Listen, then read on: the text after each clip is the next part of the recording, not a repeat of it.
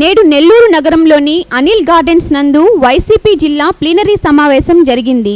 ఈ సమావేశంలో పలువురు వైఎస్ఆర్సీపీ నేతలు పాల్గొని వైఎస్ రాజశేఖర రెడ్డి పాలనలో ఆంధ్ర రాష్ట్రం సస్యశ్యామలంగా ఉందన్నారు. ఈ రాష్ట్రంలో తెలుగుదేశం పార్టీ ఏదైతే అధికారంలోకి వచ్చినప్పటి నుంచి కూడా అబద్ధపు వాగ్దానాలతో అధికారంలోకి ఒక మనిషి ఇన్ని అబద్ధాలు చెప్పగలడానికి నిలువెత్తు నిదర్శనం మన చంద్రబాబు నాయుడు గారు అనే విషయాన్ని సందర్భంగా నేను తెలియజేస్తా ఉన్నాను. ఏదైతే రైతుల రుణమాఫీ కాడి నుంచి నిన్నటి వరకు జరిగినటువంటి అన్న అభయ హస్తం దాకా కూడా, అంటే ప్రతి ఒక్కరిని, రైతుల్ని, మహిళల్ని, యువకుల్ని, యువతుల్ని, అలాగే చిన్న పసిబిడ్డల్ని సైతం మోసం చేసినటువంటి చరిత్ర చంద్రబాబు నాయుడు గారిది.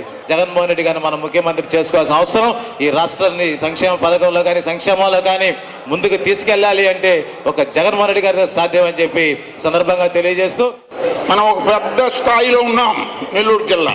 దానికి కారణం శ్రీహరికోటలో నుంచి మన శాటిలైట్లు అనేక వెళ్ళిపోతున్నాయి. ప్రభుత్వం అనేది ఇస్తుందండి, it will take lot of time. Therefore అక్కడ ఉన్నట్టు దుష్యంతులు తెచ్చేవారు 10 సెంట్ల భూమిని ఊరికేనే మనకు రాయిచ్చేశారు. అది it is going to be erected very soon. ఆయన కూడా మనం కృతజ్ఞత చెప్పాలి. పోతే అక్కడ ఉన్న వాళ్ళకి రోడ్లు ఎందుకు నీరు, what is the reason that we must our people has to understand. రోడ్లు వేసేటప్పుడు తారు, కంకర అవన్నీ కలిపి మంట పెట్టి రోడ్లు వేస్తారు. Now that is not the case. ఎక్కడనో తారు కలుపుతారు, ఎక్కడనో కలుపుతారు, అవి తీసుకు అక్కడ వేస్తున్నారు. ఈ విషయాన్ని పార్లమెంట్లో చెప్పాలి మరి వాళ్ళు. అంటే ఆశ పనికి రాదు, భూమి ఆశ పనికి రాదు. చంద్రబాబు నాయుడు గారు భూములు వెరుక్కున్నాడే, ఎవరి మమ్మల్సం అది? It's a property of the poor people. Agriculture people వేయి వెరుక్కోవడానికి హక్కు లేదు. ఎప్పుడైతే నాయకులు నిజాయితీగా పనిచేస్తారో కార్యకర్తలు ప్రాణం ఇచ్చేదానికి కూడా సిద్ధమై ఉంటారన్న దానికి ఇది ఒక నిదర్శనం అని చెప్పి నేను మనవి చేస్తున్నా. జగన్మోహన్ రెడ్డి గారు ముఖ్యమంత్రి కావాలనే ఆకాంక్షతో ప్రతి ఒక్కరం కూడా ఈరోజు ఈ ప్లీనరీలో పెద్దలు ఏం చెప్తారో వినడానికి వచ్చాం. జగన్మోహన్ రెడ్డి గారు శాసనసభ్యుడిగా కడప జిల్లాలో ఆయన అవుతారండి, ఆయన ఎమ్మెల్యేగా గెలుస్తాడు. కానీ ముఖ్యమంత్రి కావాలంటే మాత్రం మన అందరి సహకారం, సహాయం, మన అందరి ఆశీర్వాదం జగన్మోహన్ రెడ్డి గారికి అత్యవసరం అని చెప్పి నేను ఈ సందర్భంగా మనవి చేస్తున్నా.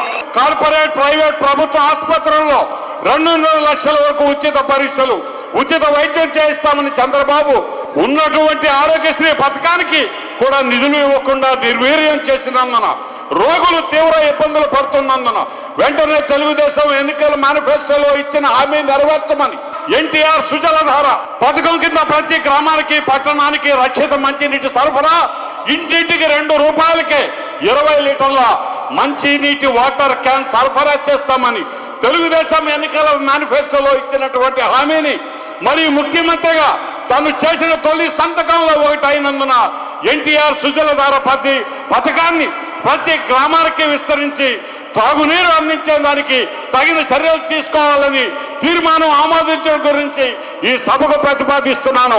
అందరం కష్టపడతాం, ఒకటే ఎజెండా, జగన్మోహన్ రెడ్డి గారు సీఎం కావాలి. ఎన్ని స్పర్ధలున్నా, 10 ఓట్లున్నా ముందుకు లాక్కుంటూ ముందుకెళ్దాం.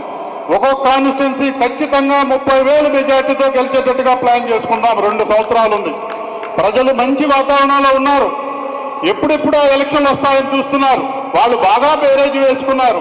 జనరంజక పాలన ఇచ్చినటువంటి రాజశేఖర రెడ్డి గారి ప్రభుత్వంలో ఏ రకమైనటువంటి ఆహ్లాదకరమైనటువంటి చల్లటి వాతావరణం ఉన్నదో వాళ్ళు గుర్తుపెట్టుకున్నారు. గడప గడపలో ఇంటింటికి వెళితే ఆ మహానుభావుడు ఉన్నప్పుడు మంచిగా వర్షాలు పడుతున్నాయని ఆయన సత్యపాలన ఇచ్చాడు కాబట్టి మంచి వర్షాలు పడ్డాయి. ఈ మహానుభావుడు వక్రమైన ఆలోచనలతో అక్రంగా సంపాదించుకుంటూ చెప్పిన అబద్ధాలే చెప్పకుండా ముందుకెళ్తున్నాడు. వర్షాలు ఎక్కడ పడతాయి నాయన అని బాగా బేరేజ్ చేసుకుంటున్నారు.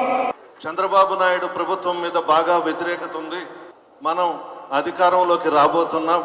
కష్టపడకపోయినా ప్రజలు ఓట్లు వేసేస్తారు అననే ఓవర్ కాన్ఫిడెన్స్తో ఉన్నారు.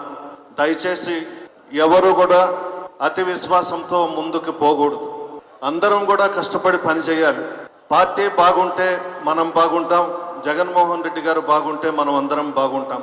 ఎక్కడైనా నష్టం జరిగితే అందరం కూడా మునిగిపోతాం. అసలైన వైఎస్ఆర్ కాంగ్రెస్ పార్టీ నాయకులు, కార్యకర్తలు జగన్మోహన్ రెడ్డి గారి అభిమానులు. మనం అధికారంలోకి రాబోతున్నామని అవతల పార్టీ వాళ్ళంతా కూడా చాలామంది గోడల మీద ఎక్కున్నారు మన దాంట్లోకి దూకేదానికి. ఒక్కటైతే మీ అందరికీ మనవి చేస్తా ఉన్నాను, నాతో పాటు వేదిక మీద ఉన్న వాళ్ళందరం కూడా మీకు అండగా ఉంటాం. ఇంకొక ఆయన అయితే ఒంట్లో నవ్వుటాకు కన్ను ఉండదు, ఆయన జగన్మోహన్ రెడ్డి గారిని విమర్శిస్తాడు. ఆ మంత్రుల గురించి మనం పట్టించుకోవాల్సిన అవసరం లేదు. మనం ప్రజల్లోకి వెళదాం. ప్రభుత్వం చేపడుతున్నటువంటి ప్రజా వ్యతిరేక కార్యక్రమాలను పెద్ద ఎత్తున ప్రజల్లోకి తీసుకువెళదాం. నెల్లూరు జిల్లా రాజకీయ చైతన్యం అటువంటి జిల్లా. ఎంతో మంది మహానాయకులు ఈ జిల్లా నుంచి పనిచేసిన వారు ఉన్నారు.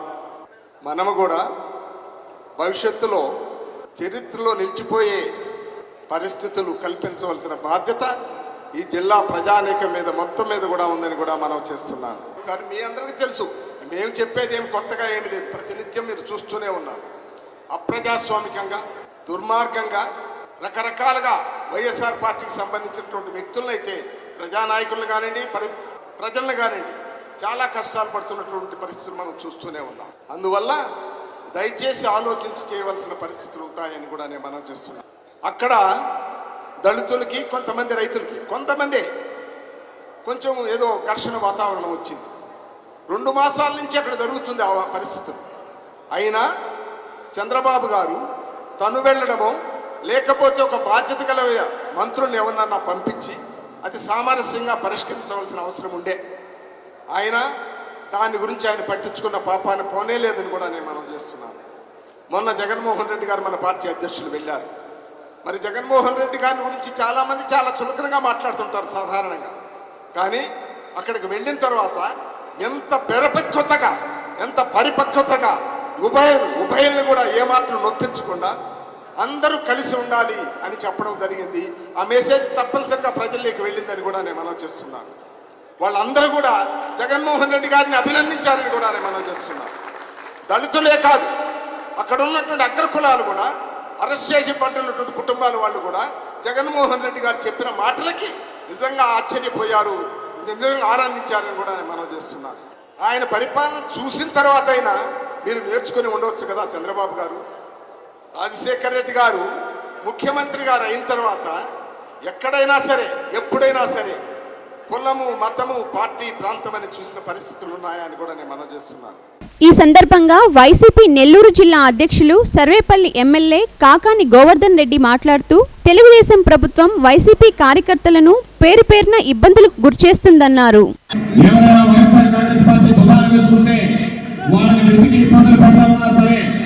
మీరు ఎన్ని ఇబ్బందులు పెట్టినా మేము జగన్ వెంట నడుస్తామని చెప్పి ఆరోగ్యంగా ముఖ్యమంత్రి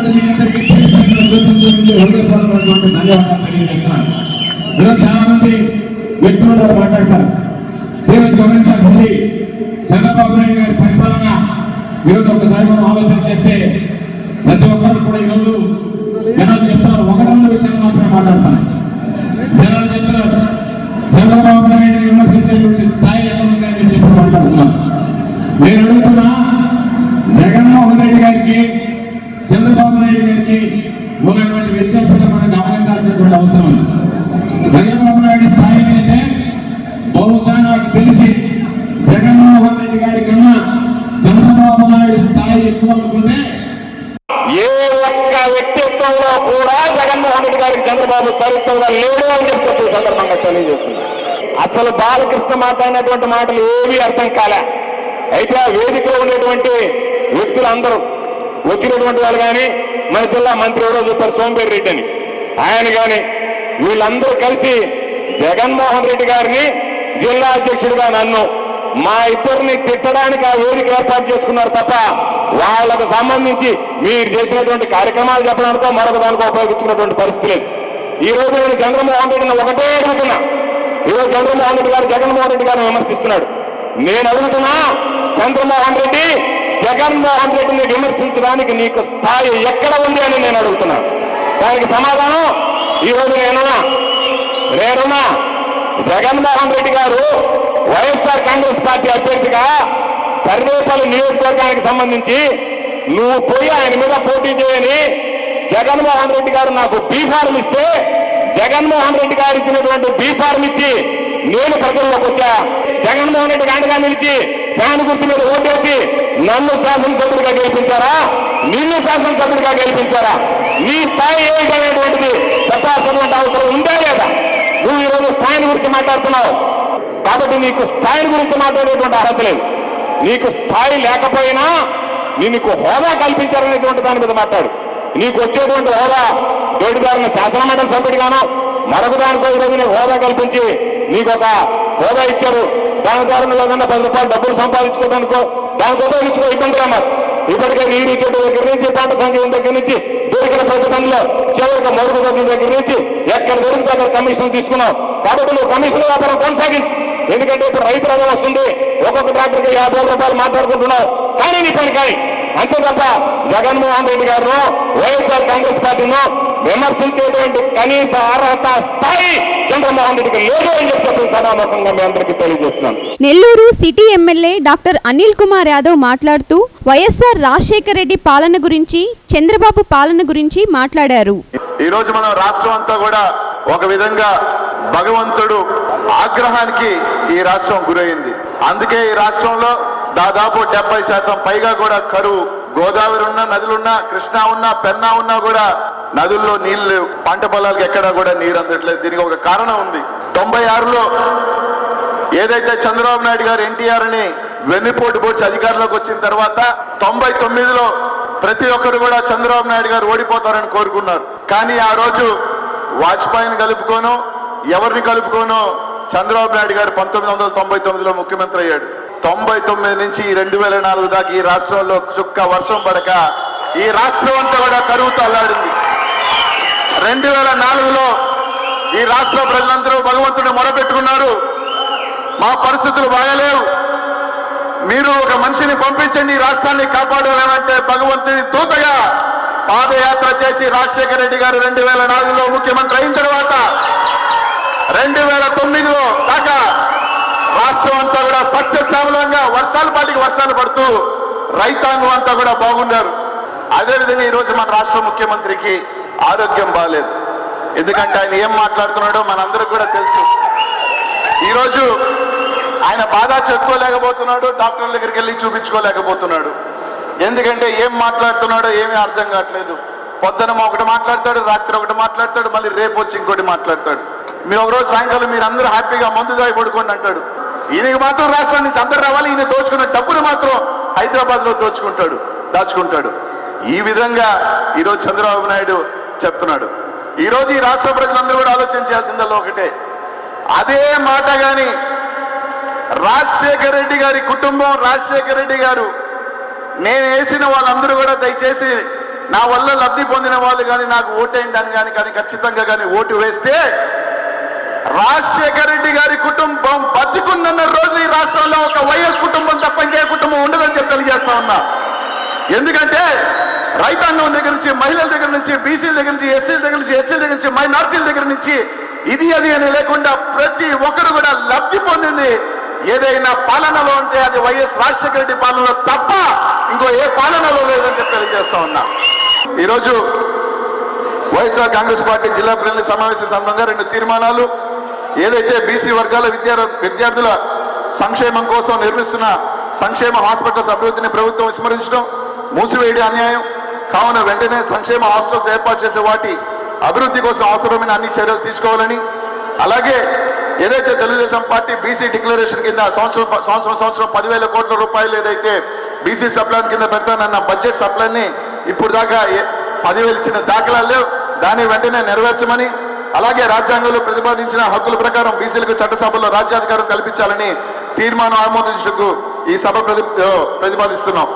నెల్లూరు రూరల్ ఎమ్మెల్యే కోటంరెడ్డి శ్రీధర్ రెడ్డి మాట్లాడుతూ ఆంధ్ర రాష్ట్రంలో చంద్రబాబు ఏందిరో, చంద్రబాబు కొడుకేందిరో అంటూ తనదైన శైలిలో రాష్ట్రంలో చంద్రబాబు పాలనపై చెలోక్తులు విసిరారు. వైఎస్ఆర్ కాంగ్రెస్ పార్టీ కార్యకర్తలంటే పెన్షన్లు రద్దు చేస్తూ అన్ని రకాల ఇబ్బందులు గురి చేస్తున్న రోజుల్లో చంద్రబాబు, లోకేష్ బాబు తెలంగాణలో దొర ఏందిరా, దొర కొడుకేందిరా, ఎక్కడ్రా మీ జాగీర్ అంటూ ఆ యొక్క రజాకారులని తరిమి కొట్టిన చరిత్ర ఉందిరా. మరి ఈనాడు ఆంధ్రప్రదేశ్ లో చంద్రబాబు ఏందిరో, చంద్రబాబు కొడుకేందిరో, ఎన్ని పెడతారో కేసులు, ఏం పెరుక్కోరా అంటూ ఎర్రటి ఎండలో కథం తొక్కుతూ పదం పాడుతూ అత్యంత కష్టకాలంలో సైతం గుండెల్లో దివంగత మహానేత వైఎస్ రాజశేఖర రెడ్డి గారిని పెట్టుకొని జగనన్న నెత్తులు పెట్టుకొని వైఎస్ఆర్ కాంగ్రెస్ పార్టీ జెండా చేత పెట్టుకొని కథం తొక్కుతూ పదం పాడుతూ జిల్లా ప్లీనరీకి తడ నుంచి కౌలు దాకా ముతుకూరు నుంచి నెల్లూరు రూరల్ దాకా విచ్చేసినటువంటి ప్రతి వైఎస్ఆర్ కాంగ్రెస్ పార్టీ కార్యకర్తకి నాకంటే వయసులో పెద్దయినా చిన్నైనా మీ కష్టంతో మీ చెమటతో మీ రక్తంతో మీ త్యాగంతో మేము ఇక్కడ కూర్చుని ఉన్నాము కాబట్టి మీ అందరి పాదాలకి శిరస్సు వంచి సవినయంగా నమస్కరిస్తూ ఉన్నాను సోదరులారా. 2004 ముందు ఆంధ్ర రాష్ట్రంలో ఈనాటి రాజకీయ అఘోరాలు తెలుసు కదా నాయన. కాశీకి పోతే ఆ యొక్క శవాల్ని గంగానదిలో వదిలేస్తాం పుణ్యం వస్తుందని. ఆ పుణ్యం మాటున ఆ శవాన్ని పీక్కుతూనే ఉంటారు వ్యక్తులు ఉంటారు, మనుషుల వాళ్ళని అఘోరాలు అంటారు. ఈ దేశంలో రాజశేఖర రెడ్డి గారి కంటే ముందు ఏ రాష్ట్రంలోనైనా ఇలాంటి రాజ్యం చూశామా? ఎక్కడా లేదు. రాజశేఖర రెడ్డి రాజ్యం. 2009లో మళ్ళీ రాజశేఖర రెడ్డి గారిని రాష్ట్రాన్ని ముఖ్యమంత్రిని చేసుకుంటే దురదృష్టం, రాజశేఖర రెడ్డి గారు ప్రాణాలని వదిలిపెట్టి మన నుంచి వెళ్ళిపోయాడు. రాజశేఖర రెడ్డి తోటే ఈ ఆంధ్ర రాష్ట్రంలో సంక్షేమ రాజ్యం వెళ్ళింది. సంక్షేమ రాజ్యం పోవటమే కాదు, రాజశేఖర రెడ్డి ముఖ్యమంత్రిగా ఉన్నప్పుడు ఈ రాష్ట్రం వైపు కన్నెత్తి చూడాలంటే భయపడిన ఢిల్లీ ఈ రాష్ట్రాన్ని ముక్కలు చేయాలనే ఒక వినాశకారి, ఒక ఆంధ్ర రాష్ట్ర ద్రోహి కేసీఆర్, సోనియా గాంధీ కేసీఆర్ లో ఆంధ్ర రాష్ట్రం వైపు కన్నెత్తి కూడా చూసే సాహసం చేయలేదు. రాజశేఖర రెడ్డి గారి కంటి చూపుతో ఈ యొక్క కేసీఆర్ ని భయపెట్టాడు. రాజశేఖర రెడ్డి నోటి మాటతో ఢిల్లీ పెద్దల్ని భయపెట్టాడు. ఆంధ్రప్రదేశ్ గా ఉంది. ప్రజలు అనుకూలంగా ఉన్నారు, ప్రజలు వైఎస్ కాంగ్రెస్ పార్టీతో ఉన్నారు, ప్రజలు వైఎస్ కుటుంబం ఇస్తున్నారు, ప్రజలు జగన్మోహన్ రెడ్డి గారు ముఖ్యమంత్రి చాలుకుంటున్నారు. 10 మంది ఎమ్మెల్యే అభ్యర్థులారా, 2 ఎంపీ అభ్యర్థులారా, ఈ రోజు మనం చేస్తున్న కష్టానికి 10 రెట్లు కష్టం చేద్దాం, 10 రెట్లు కష్టం చేద్దాం. చెమట కారాలా, ఒళ్ళు వంచాలా, ఫోన్లు ఎత్తాలా, జనం మధ్యలో ఉండాలా,